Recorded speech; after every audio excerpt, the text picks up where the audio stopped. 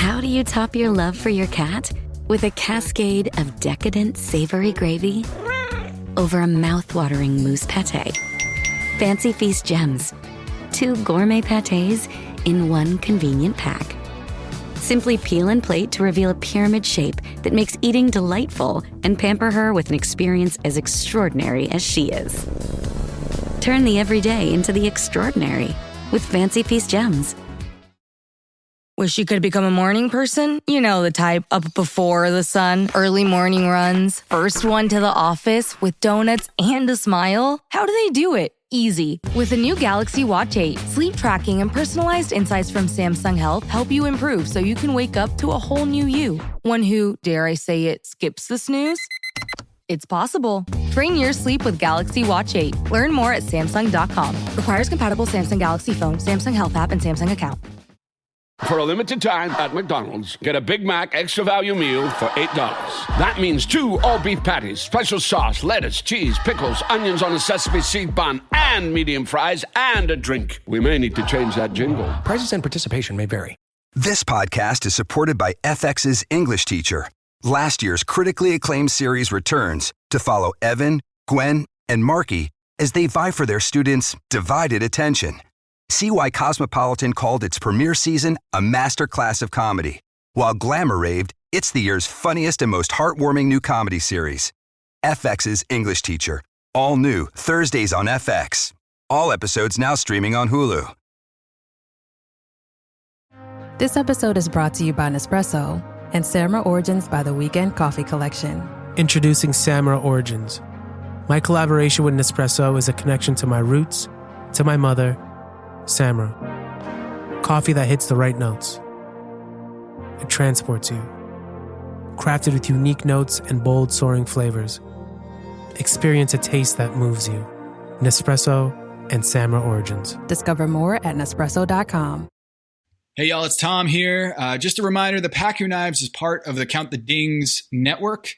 If you're following the Black Lives Matter movement closely, definitely check out Bomb, the Black Culture podcast on Count the Dings, with a new show called Wednesday Service from recurring guest, now host, Naima. Search BOMM wherever you listen to podcasts. And also definitely check out the Count the Dings podcast feed, where you'll find our bad movie show called Cinephobe, the Dad Pod, which I'm on weekly, and Friday Mailbag. Something for everyone. And also, if you want to support Count the Dings, you can definitely do that at patreon.com/countthedings. Join the hundreds and hundreds of people who are Patreons there. Patreon.com/countthedings. All right. Something for everyone. Now it's time to eat. Pack your knives. This is Pack Your Knives. I'm Kevin Arnovitz. And I'm Tom Haberstroh. Tom, we've been looking forward to this episode for years. We've wanted to get into the guts of the show, the people who really are doing it from behind the scenes. You don't see them on camera, but they are the brain trust, the inspiration, the people who make the trains run on time. We have Tara Seiner from Magical Elves. She is executive producer of Magical Elves. These are the people responsible for developing the show and bringing you the show every week. Tara, how are you? I'm doing well, thanks. How are you guys? Doing excellent. We're great. Doneen, how are you? Great. Oh man, we have been just flabbergasted with how good Top Chef season 17 was, and how great the contestants were. Melissa King, in my book, is the GOAT, the greatest of all time ever on Top Chef. But before we get into all that, Top Chef season 17 All-Stars, we will get there. But Doneen, as the executive producer, who has been since episode, or I guess season 1, since 2006, you've been working on the show, moving up the ladder from a PA all the way to a showrunner.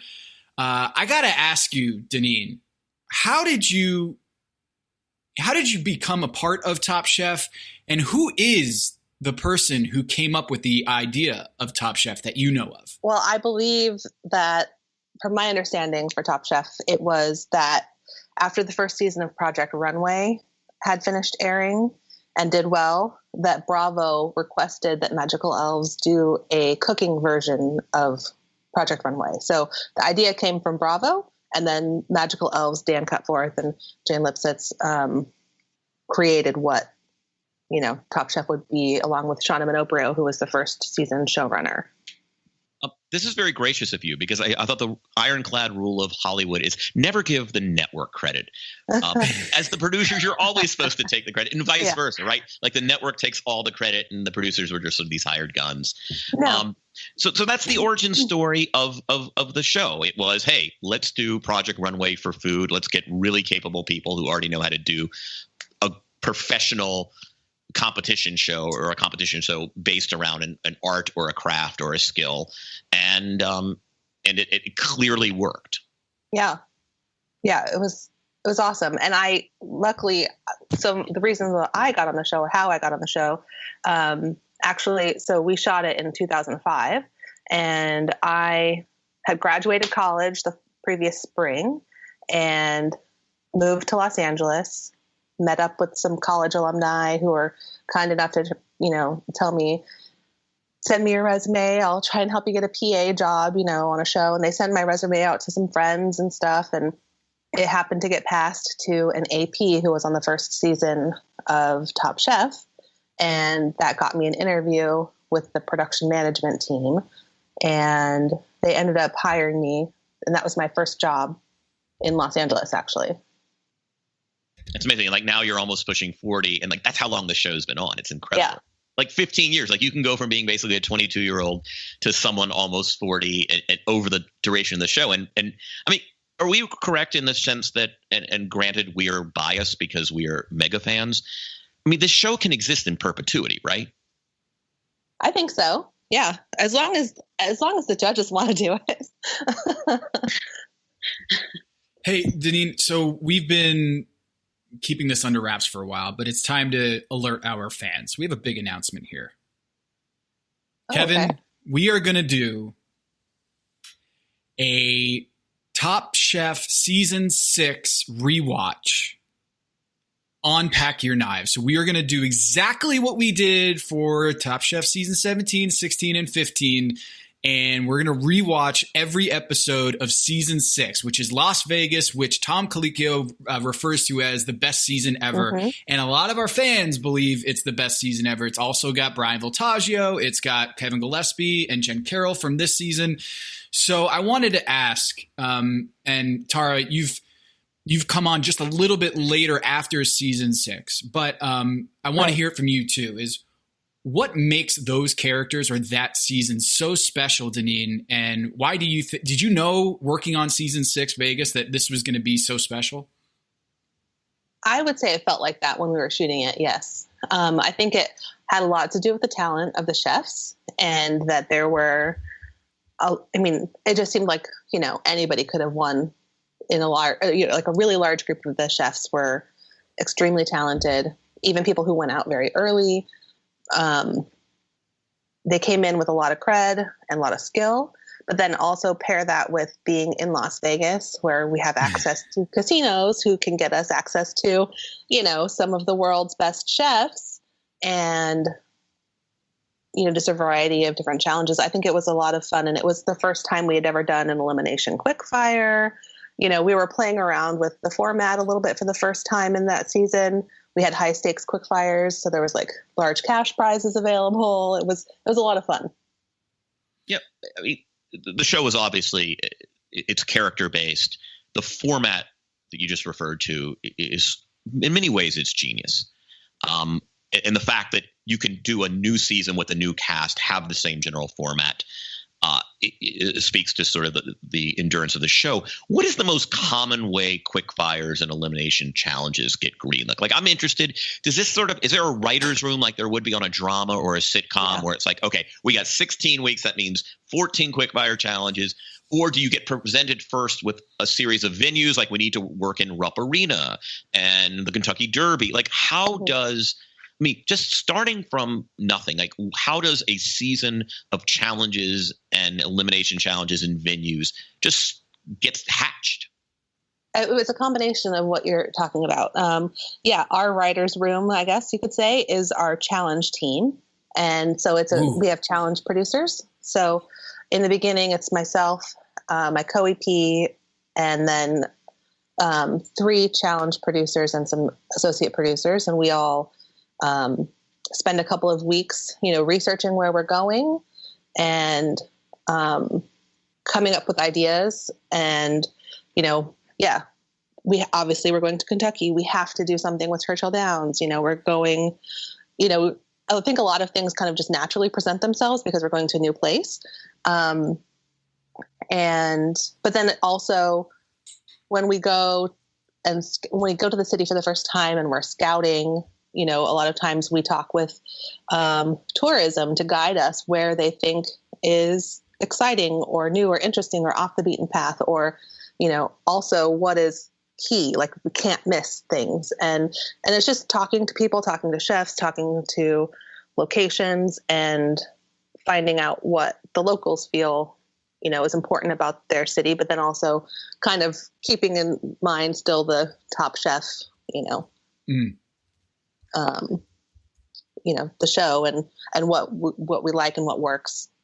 Tara, what is the secret to having a good challenge or the secret to having a good quick fire? What is your favorite one, whether it's recurring idea or concept, or what is one that just always seems to work? Oh, gosh. Well, I mean, I can tell you from this past season, my favorite one to work on was the one where they were on the phone talking to their loved ones. It's incredible. What a... Yes, it was a wonderful idea. Also working in a sponsor too. All the pieces aligned. It was a very clever challenge. It was a very energetic challenge, and it also brought the chefs out of their shells. So for me, the best kind of challenge or the best kind of quick fire is one where the chefs are just innately in it. And they're either struggling or they're having a great time. They're having great communication with whoever's around them, whether it's on the phone or whether it's with the chefs around them. But, to really make the challenge interesting. And I think for the viewer, it's got to itself become dynamic. And, I think the challenge team over the years has really done a great way of, if it's the same structure, at least making it a little different where you're still, the chefs are still on their toes and they're still needing to do that extra bit to make their dishes better, stand out, stuff like that. So those for me are always energetic and dynamic. Yeah, Doneen, I think one of the things that I love, the quick fires that I love, is kind of like that game of telephone. I can't remember when it was, but almost like you're blindfolded, working in teams. Yeah, the tag team. Where actually, the first time we did that was in Las Vegas, so you'll see that in your season 6 rewatch. Oh, yes. That was like my favorite thing. It's just because you had to collaborate, but almost like be inventive. There was a game of telephone involved. I love those sort of ones. The telephone one that Tara mentioned, like that one, I just love that.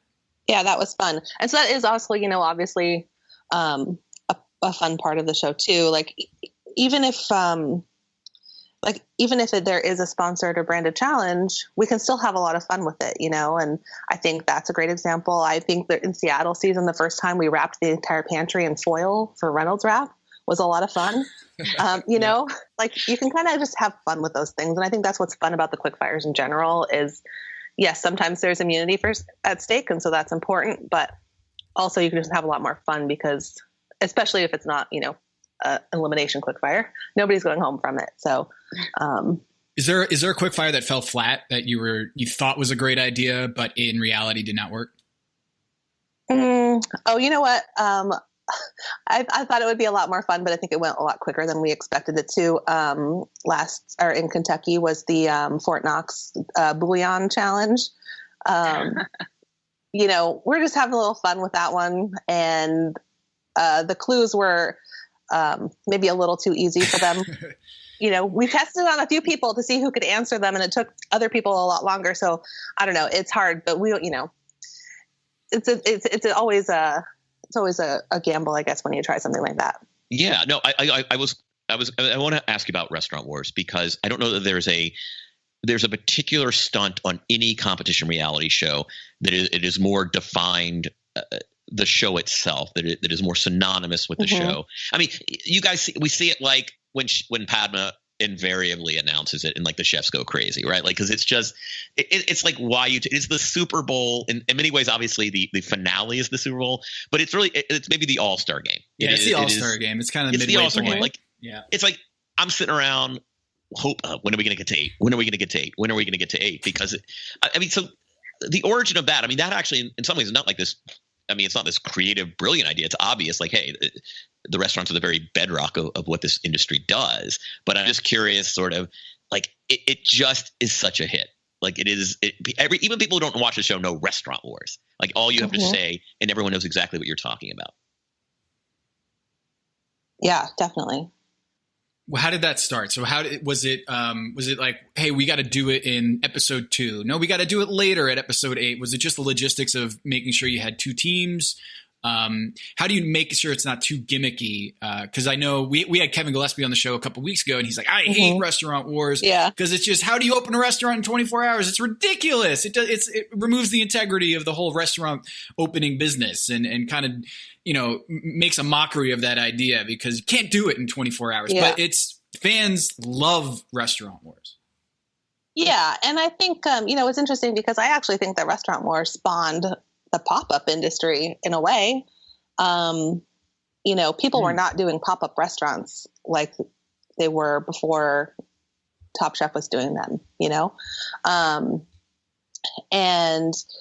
I don't know that the show started out thinking that Restaurant Wars was going to be like this thing that we're always going to do. But because it was so popular, definitely felt like we had to keep it. And yeah, it's always just, yes, it's ridiculous, but it's a competition show, and a lot of the challenges are, pushing you to your limits for sure. And that's part of it. But it is always interesting to see who can shine in that situation. And, it's interesting because it's never our intention for them to fail. It really isn't. And I know people don't believe that. Wait. Cooking outside in Denver in the snow, that wasn't sleeping in 3 feet of snow. It wasn't supposed to snow. It actually was hot out. It was hot out the week before, and there was a crazy snowstorm that came through literally the day before we went to shoot there. So that wasn't the plan. That was Mother Nature. And look how well Carrie did. Carrie excelled. All right. Like, I don't want to be a conspiracy theorist, but you're telling me electricity cut on a party boat is just something that happened in the course of life. Happened, and you would not even believe, we sent out techs to go help. We had the houseboat techs go out and working on it, and they couldn't figure out. And you know what fixed it? Our culinary producer folded a LaCroix box of water and propped it underneath some motor that got everything back up and running. I swear to God. It was and it took hours to figure out, but that's what happened. I don't want to be a Top Chef truther, but I'm sorry. Some of these, these sand traps are pretty deep. Anyway, it's funny. So I'm sure you guys and you've heard my little rant about Restaurant Wars. I just think Restaurant Wars is so pure. I mean, I'm just the armchair quarterback. I'm the know-it-all. But I don't think you got to screw with it. I don't think you need 12. I don't think you got to declare the restaurant in advance. I kind of miss the sort of ego jockeying this season where, there are 4 people sitting around a legal pad and it's like, no, let's do this. Cause, but I think Restaurant Wars is so pure in its brilliance that I will put in my request, or not my request, my show note that I don't think you got to do anything to it. Yeah. All right, there's my piece. I hear you. What do you guys look for in a contestant? Casting this show obviously has to be, along with the structure we talked about, the challenges. Casting the show is crucial. If you have boring people, it's going to be less interesting. I imagine you have to obviously account for talent, but sometimes I'm sure the best chef in the kitchen might not be the best contestant and vice versa. Yeah. And how do we get Kevin Arnovitz to be a chef testant? Oh God, no, I'm not there yet. Give me another 2 years. Then maybe Master Chef. Yes. Home chef. Yeah. It's definitely a range of things. We definitely do rely a lot on talking with past contestants, past guest judges, reaching out to people for recommendations, because we want people who others in the industry vouch for. I think that, if they're known in their city, or they're getting write-ups in Food and Wine, or, that kind of thing is important. The casting team does an amazing job. Sometimes I'm like, I don't even know where you found these people, but they're amazing, and can't wait to see them. But definitely talent, personality does play into it, but not always, because we've had some people who are not super, A+ personalities, but they're just lovely people, and that's fine. So it's just finding the balance and the mixture, and diversity in their cuisines. That also is important, because you don't want everybody cooking the same thing always.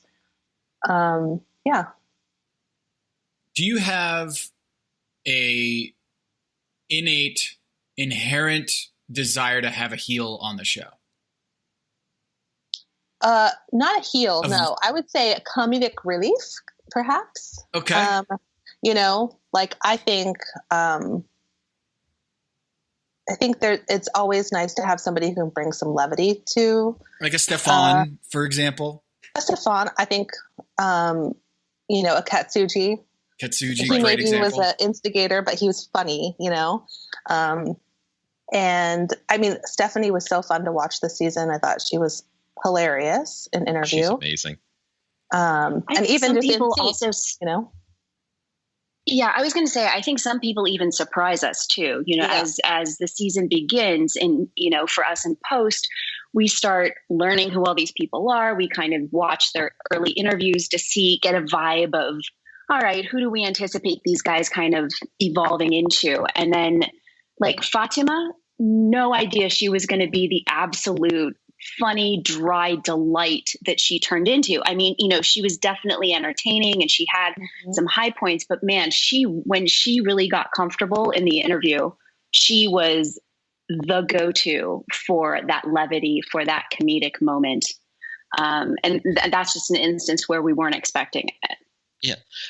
This season was interesting because I think a viewer often wants a little conflict, throwing someone under the bus, which has now become such a parlance of the judges' table, chopping block, because rarely do you go through a season where someone isn't throwing someone under the bus or accused of throwing someone under the bus. Sorry.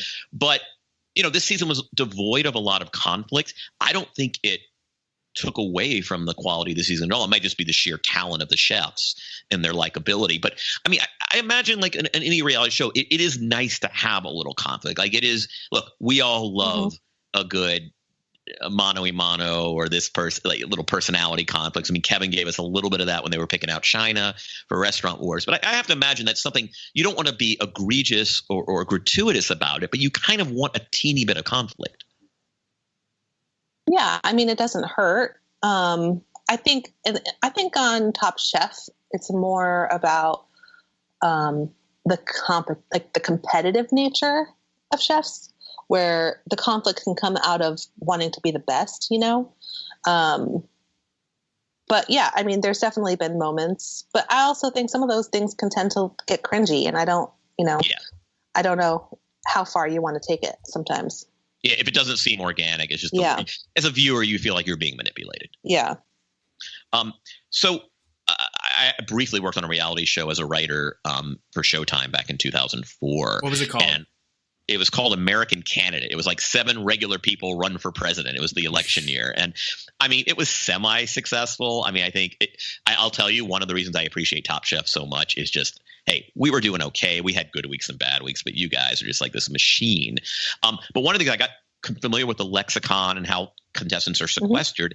One of the things I want to know with you guys is and I don't know if you guys call it pre-cap, mid-cap, recap the way we did, but the ability to get chef interviews that seem like they are offered in the middle of the challenge. Like we'll be in the middle of the cook, and all of a sudden there's Melissa saying, all right, I've got all my ingredients here, but then the oven, whatever it is.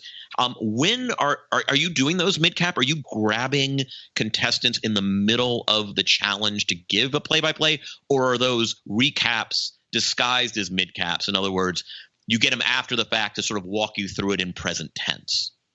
Yeah, it's after the fact, because some of these challenges are only 20 minutes, we would never have time to actually get that. And yeah. So it's usually like the day after. It's not like long after. It's just, Yeah, because I imagine try to keep it fresh in their mind. I'd imagine continuity is a huge part of that. Is we have to keep like hairstyles, outfits, and how big does continuity play into the confessionals to make it feel like it's a mid-cap? Yeah, I think Stephanie might have mentioned this on her interview that they had 2 interview outfits and had to wear the same hairstyle. And that is true. That's easy for Kevin and I, right, Kevin? Yeah, we have no hair. We have no style. So there you go. What is the biggest crisis, and let's set aside COVID, which is its own, I'm sure, real challenge for you guys, both for the industry. It's been, particularly hard hit for restaurateurs and chefs. But biggest crisis Top Chef has ever encountered kind of mid-season. Tom brought up the hazing of Marcel. I'm just curious, when did the shit truly hit the fan in 17 seasons? What was the biggest incident? Oh, I have to think about that. That definitely was a big deal. You want to recap it for our listeners? It dawns on me that not everybody's a complete junkie. Yeah. Unfortunately that was it was after a great challenge. They were in a good mood, and I don't know, they, decided one night they were all going to shave their heads. But then they decided that they were going, and Elliot did shave her head. But then they took it too far and tried to force Marcel to shave his. So it turns into Lord of the Flies, basically. Yeah. Hello, listener. It's producer Maze here to talk to you about Kindred. Now close your eyes like Owen Wilson during a job interview and imagine a way to travel that feels personal, comfortable, and connected without the price tags and the sterile feelings of hotels or short-term rentals. Now open your eyes and stop using your imagination because Kindred has made it very real. That's exactly what they do. Kindred is a members-only home swapping network. It's not a hotel. It's not a short-term rental. It's a smarter way to travel where each stay feels like home. Here's how it works. With Kindred, your home is your ticket. You earn credits by hosting fellow Kindred members, and then you use those credits to stay in over 220,000 homes in more than 100 cities worldwide. There are no hotel costs or rental fees, just the credits that you've earned. Every stay comes with white glove service, 24/7 trip support, and $100,000 in host protection. Make it easier for you to travel and enjoy yourself and not worry about details. I've used Kindred and I found an amazing home for a weekend getaway in an idyllic location with amazing views and great ambiance. It had everything I needed. And the best part was, it cost me $0. So apply now at livekindred.com and use code DINGS to join for free. Plus, you'll earn 5 nights of travel credit just for signing up. That's right, that's 5 whole nights for free at livekindred, KINDRED.com,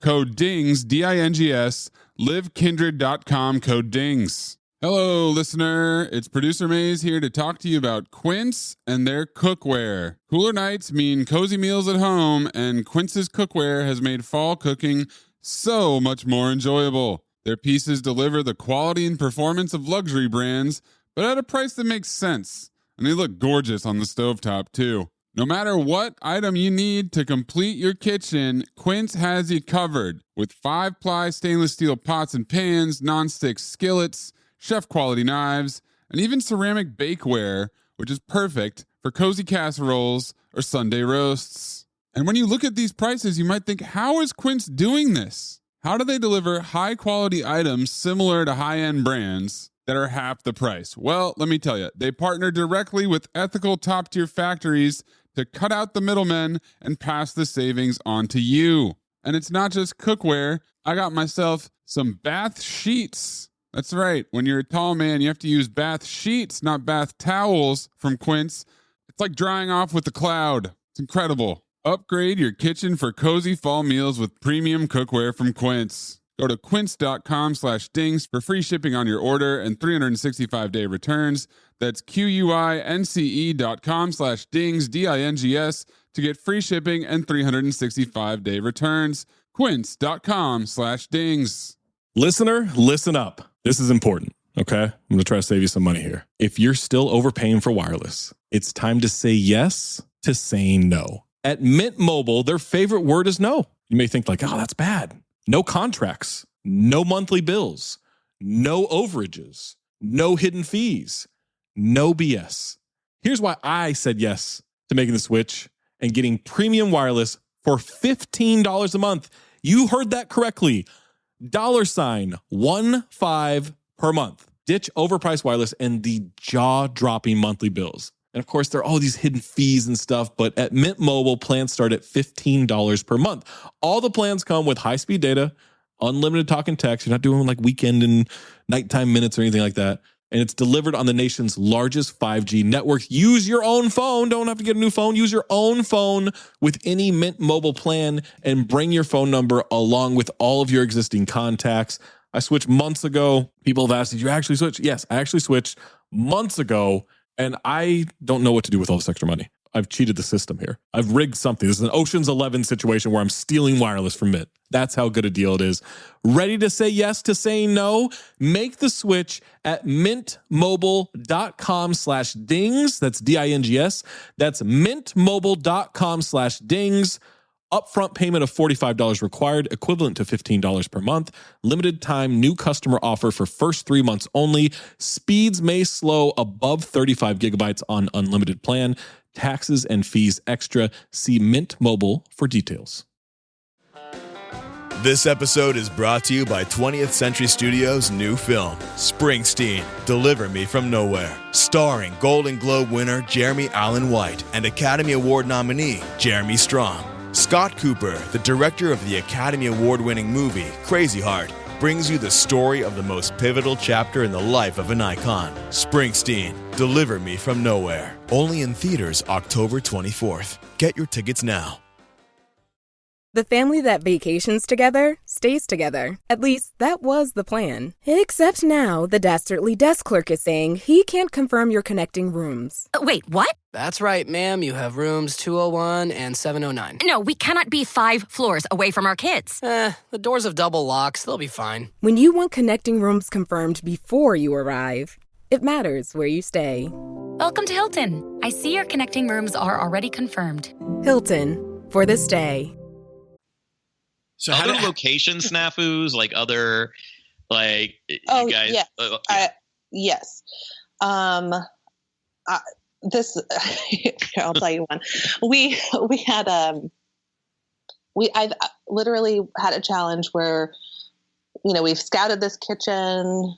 The culinary team was there, and then we arrive on the day, and we're about to send the chefs in to start cooking, and find out that the kitchen's not functional. Oh. And what do you we had to hold and figure out how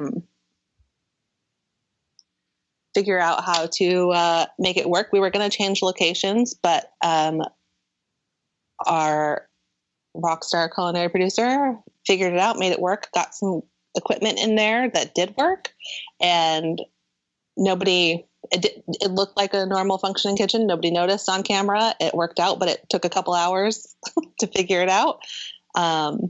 Yeah. Besides the Colorado snowstorm, that one was amazing. That one was crazy. Tara, you know what? Actually, and I'll never forget this because it was my challenge. When I was an AP third season, we went to Aspen for the finale. And we had a quick fire that was supposed to be on the Frying Pan River. Eric Repair was there, and they were doing a trout challenge. And we had this beautiful location right along the river. And I went that morning before everybody got there to go get set and ready to receive people. And there had been a mudslide, and the river was the color of like terracotta mud, disgusting. And I was like, nobody's going to want to eat fish out of this river or look like they're eating fish out of this river. So we had to like completely find a new location on the spot. And it just so happened one of our lighting guys had been fly fishing on the property that we were using for another challenge. He's like, I was way back deep in there. There's some grassy area. We can just like trample it down. It's by the water. It'll look great. Everybody flipped their cars around. We went to this place. We like looked at a couple of spots, but then ended up going there. It was crazy.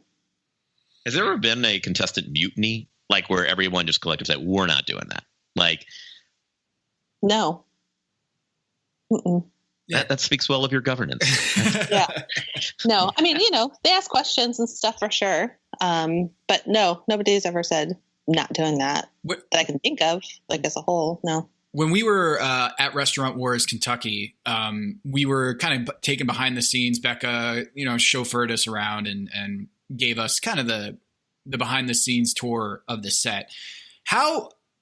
The thing that jumped off to me was the fact that I saw the chefs, but everyone was like, "Oh, so did you know that so and so like got really far in the competition?" I'm like, I didn't know who any of these chefs were, so there's no way I could remember who like Eric Ajapong was like in the moment. So I never really remembered any of the chefs, and it just smacked of there's such a big difference to when the show is running to what it turns into at the end. How often are the chefs interacting with the production team, or are there certain elements of the behind the scenes show that they will never meet in the entire season, the shoot of the show, but are absolutely essential to making the show work?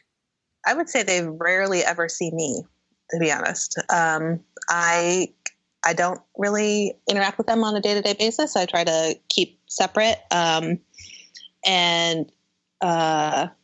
yeah, there's definitely a lot of people that they don't necessarily interface, but they do see a lot of the same people day in and day out. I mean, all crew for sure, they're around, like camera operators, audio mixers, all of that stuff.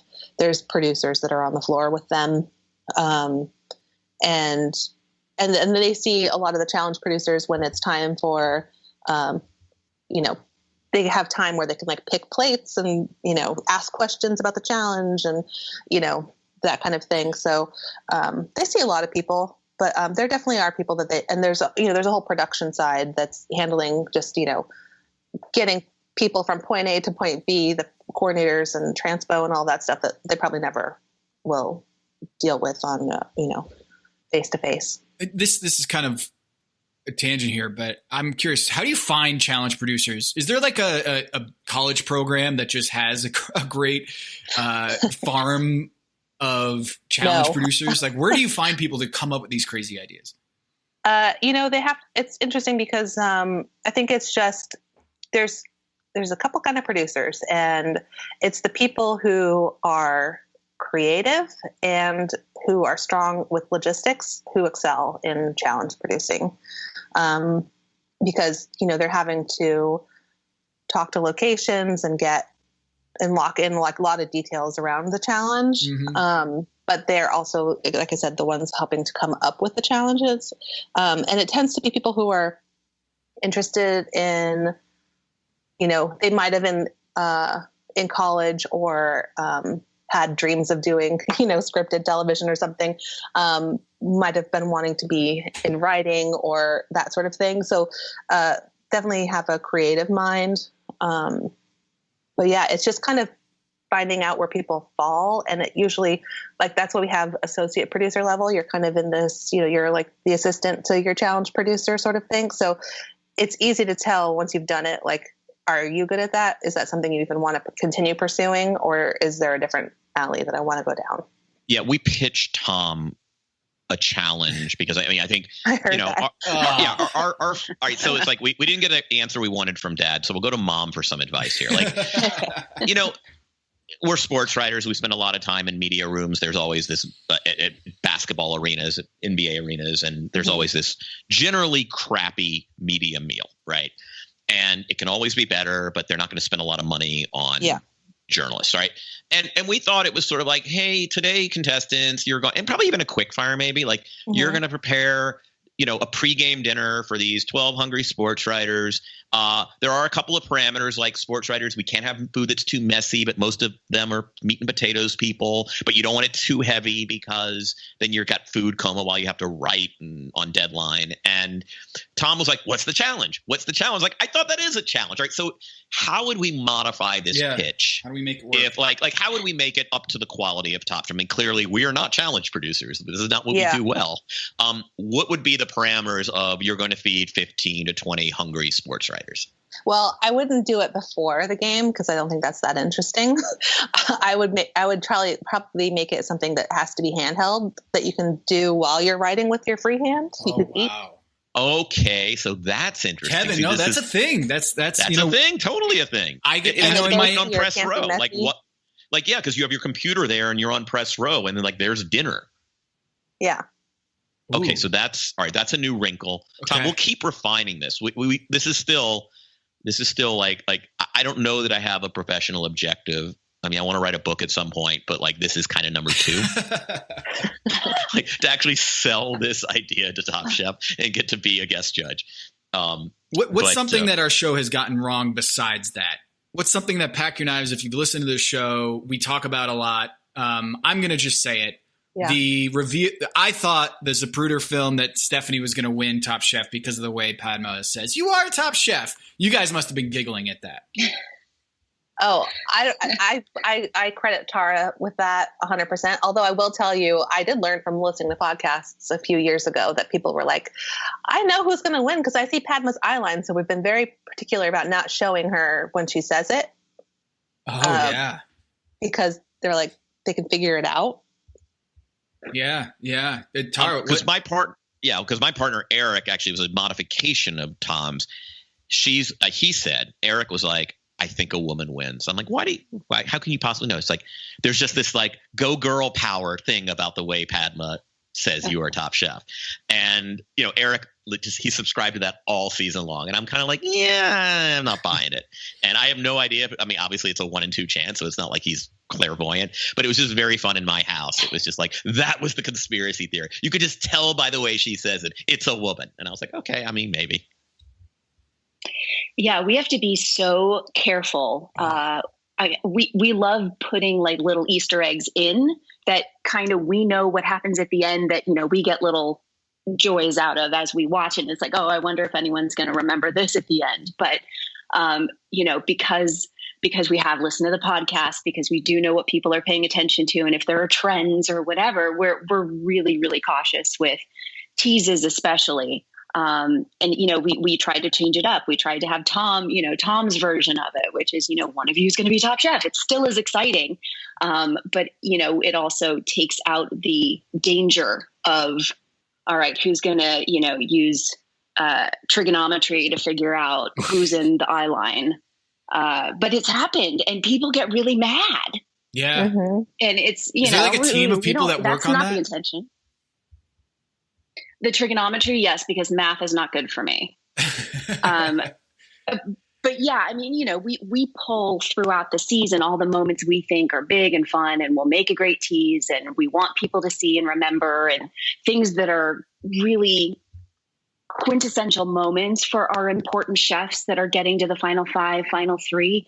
But yeah, those last moments really are, as a team, we scrutinize. And then once everything is, gone through the final polish where everything is up-resed and we can see all the crystal clear moments, then we look at it again to make sure there's nothing that we're giving away. It is a big process. I've got a thing that you guys conspiracy theorized that is definitely not a conspiracy. Even the chefs thought it was a conspiracy, so I know they won't believe me, but Last Chance Kitchen, the winner of the 3-person cook-off at the end. Yes. It would have been a 2-person finale if Kevin didn't get back in. We had a plan in place. Like, it was definitely not planned. It was not, it was not predetermined. It was 100% how Kevin performed. And if he didn't make it back in, we would have just had 2 people competing in the finale. That's why there were 3 this year. So question, we love Last Chance Kitchen. When it first got released, like, oh, this is kind of gimmicky. Everyone's doing hey, we need a digital element. And then, there are weeks where I've gotten to the point now where the minute the episode's over, I'm going right to my Apple TV to get that app up. I love Last Chance Kitchen. Is it the same production crew? Do you guys treat it as sort of part of the show as a whole, or do you have an entirely different LCK kind of challenge it's developers? Both. There's it's an opportunity for people who aren't necessarily running their departments to kind of run a smaller version. So it's like people who are under the department heads are kind of running Last Chance Kitchen, which is fun. So it's a lot of people get to kind of flex their muscle there. And I'm running it, but we do have another producer who is not a part of the main show challenge team, who has to basically come to all the challenges and know what's going on. And, then immediately we were pitching ideas like, okay, this is why they're eliminated. What can we do? Kind of figure it out quickly. Yeah. It's kind of like the G League, Kevin, I'd imagine. If you have like these young up and coming executives or coaches, you kind of put them in the Last Chance Kitchen and let them blossom over there, I'd imagine. Yeah. It's a lot of fun. And Tom has so much fun in Last Chance Kitchen that's what makes it fun, I think. Yeah. He lights up. Like you could tell that he loves that show. So one of the reasons why Top Chef works is because you have Padma, Tom, and Gail. And I always wonder, can you guys script or can you guys predict how certain chefs or judges are going to react to certain dishes? Or like, does Tom have a tell? Does Padma have a tell? Does Gail have a tell? Have you had to coach them about, hey, when you eat that dish, you can't do X. You can't do that eye roll. You can't do that thing anymore because it's a tell. Like, do you have to coach up the judges a little bit? No, I think they're pretty good about keeping it close to the vest. I mean, I think I can tell sometimes with a look or something, but that's good. So, and sometimes you want to use it and sometimes you don't. And that's where Tara comes in, and she gets to kind of pick and choose what makes the most sense in terms of keeping it, not obvious if you want it to be obvious, Like Tom does this, like he's chewing on something and just says, thanks, chef. And he like has his like eyes kind of down. Yeah. And he's just like, but he does that on purpose sometimes to throw you off. Oh. So sometimes he does that, but actually loves it. And then sometimes I will think like, oh, he hated that. But then and then he'll immediately be like, that was amazing. So he kind of tries to play around with people. Yeah, Tara, what are the biggest tells? Yeah. Well, yeah, I was going to say, I mean, then when Tom is doing that, it becomes challenging for us because then we've got, the note of like, but it doesn't look like Tom liked it. Can we make him look like he liked it? And it's like, well, no, because he didn't make that expression. Sorry. So we just don't show him necessarily in that moment. And then we cut to him saying how much he liked it, if you really need all of that to jive. I think the Tom eye roll has become a thing of legends. Everyone seems to love to talk about the eye roll. He does a great eye roll. It's just not always present. So, it really does become a really fine calibration that we do to make sure that we're leading the viewers to the right place without giving it too much away. So we want you guys to know who did well, who the judges are really liking, with just enough, maybe this person's the winner. Oh, I could see why this other person might win. Just enough, give and take. But it really does, it does take a lot of effort to make sure we're using the best reactions, the best adjectives. You guys have talked about this quite a bit. Food TV is something you cannot actively enjoy eating the dish at home. Yeah. So you're relying on them to explain it to you. So we're also trying to, besides telling you who's doing well, who isn't doing well, put in the right adjectives so you get what they're enjoying Tara, about that reminds it or what me, they're not enjoying. That reminds me, Tara, when we went to Restaurant Wars, we got to see kind of, I don't know whether it was Doneen, you, or someone else was talking to Padma in her ear, kind of like, hey, with little prompts of like, hey, ask this judge what they thought about the soup, just to kind of get some more conversation. So there is a bit of that where you're like, hey, the conversation really isn't popping at the table in Restaurant Wars. So let's get Padma to ask them certain questions. So there is a little element of like, hey, we need more of this, not necessarily scripted, but trying to get more conversation. Yes. Yeah. I think sure. a lot of times Sorry, go on, Donnie. Oh, I was going to say, yeah, that direction is definitely like, a lot of times we like to let them have a normal, natural conversation because that's where you get the best comments.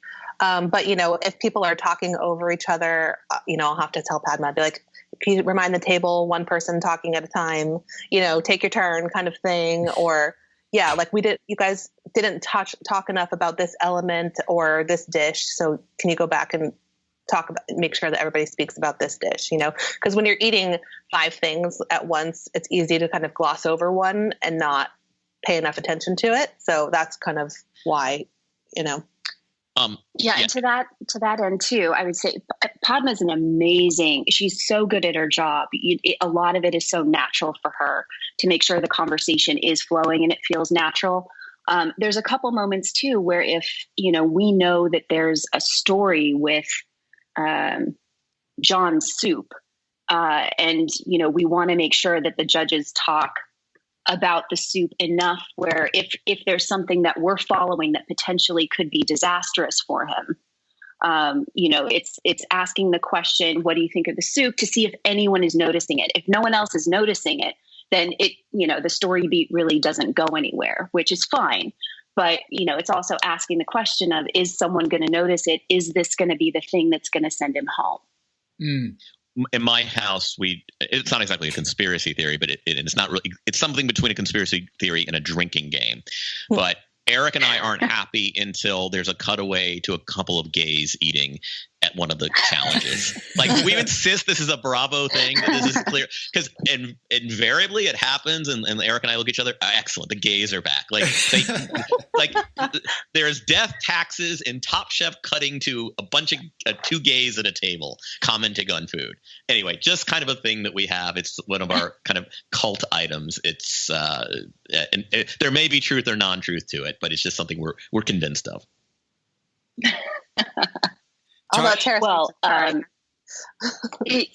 We are a very inclusive show. We want to make sure everyone feels represented. And gays are delightful television. We are good television, and we're we're the right combination of kind of, really emotive about it and sufficiently bitchy if we have a critique. Yeah, I think Eric didn't even watch the show, and when he went to Restaurant Wars, he was by far everyone's favorite person there. Like, when he was at the table. Right. The joke is y'all were so kind to invite us to the Lexington Restaurant Wars, and we sit down. Tom's there with his wife. I'm there with Eric. Just so you know, Eric does not own salt or a spatula. He's a wonderful dining partner, but I would say that maybe his knowledge of food, the kind of the anatomy of food, isn't there. And sure enough, like, the one clip you got of our table is Eric saying, like, the crudeau, like whatever it is.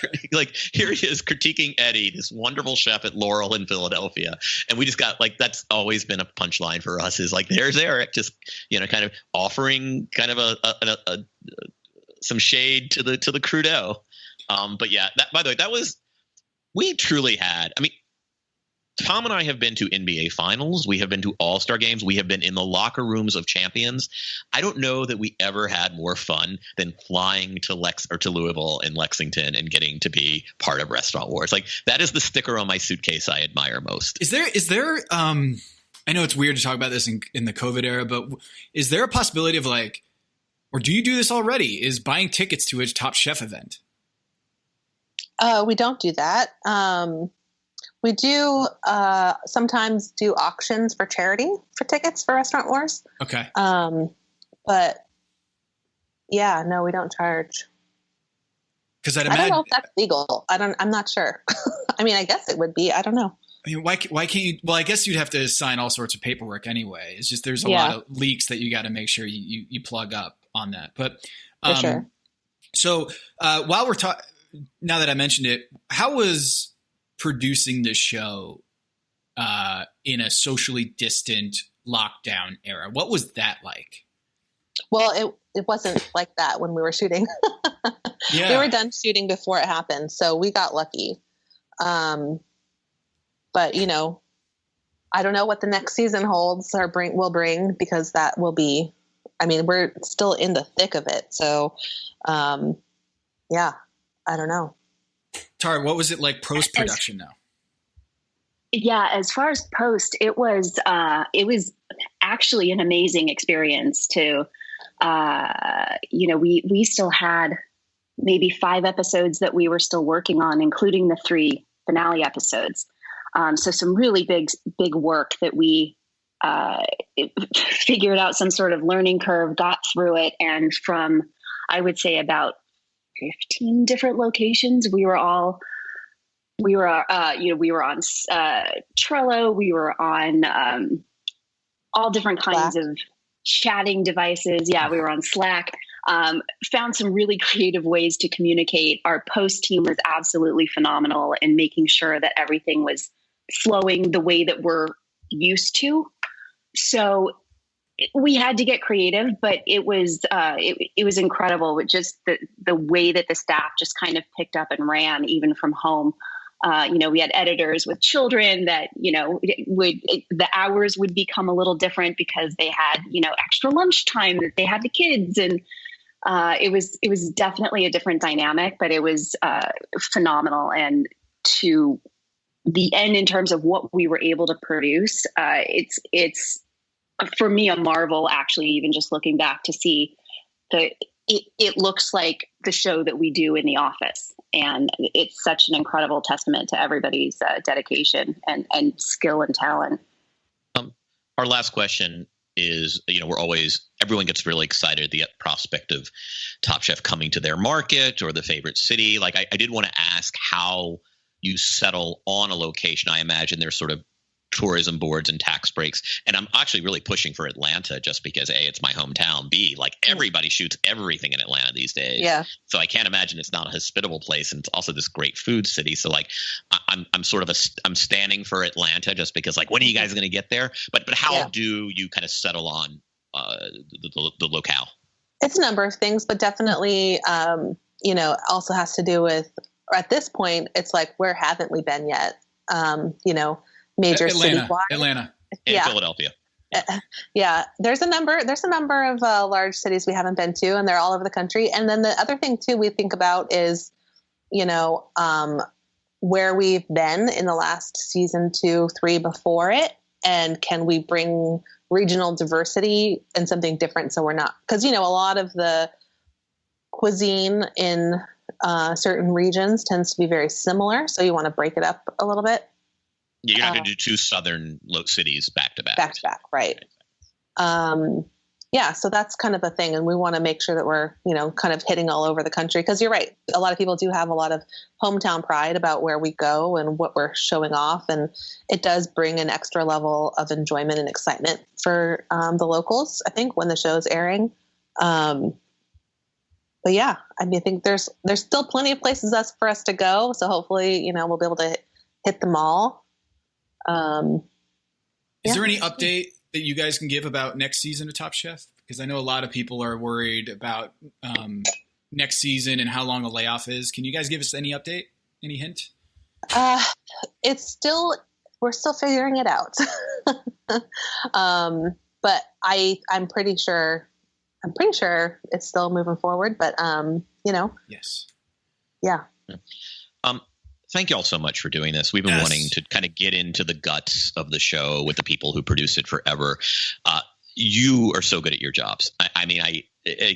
We might be biased. This happens to be our favorite show. I marvel at anyone who can produce something with so much longevity and endurance and like year after year. And when you said 2005, I was like, man, it's been 15 years. Mm-hmm. Like we're talking about like The Simpsons, essentially, So thank you for joining us and giving us your time and your insight. And thank you for giving us a great show. Thanks for having us. Yeah, so much fun. Thank you guys. Kevin, when we do season 6, we might be having to call you guys again. For consultation, if nothing else. Yes. Sure. Yes. Absolutely. All right. Take us out, Kevin. For Tom Haberstrom, this is Kevin Arnovitz, and this is Pack Your Knives.